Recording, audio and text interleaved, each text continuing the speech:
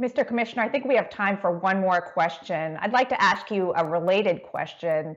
Do you believe that nations that have played a significant role in Afghanistan's recent history, particularly the United States and some of the NATO nations that had a military presence there for 20 years, do you believe these countries have a moral responsibility to accept more refugees and absorb some of this need or desire from Afghans to resettle outside of their country given the current conditions?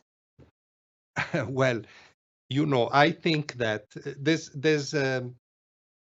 26, 27 million refugees around the world. I'm not talking about the internally displaced. I'm talking about the refugees. You know that less than 1% is resettled from countries neighboring conflicts or crises to wealthier countries. So this burden sharing between the countries that are near the crisis and the richer countries further afield is minimal.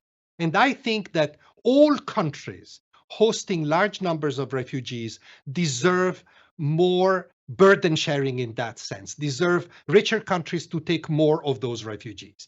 This is a general point. And this point applies certainly also to Iran and Pakistan. So I'm glad that some of the countries that have been involved in Afghanistan for many years, as you said, have put forward offers to take more of those refugees as a consequence of what has recently happened. The question is more complex about people that are inside Afghanistan, because this is what happened in August.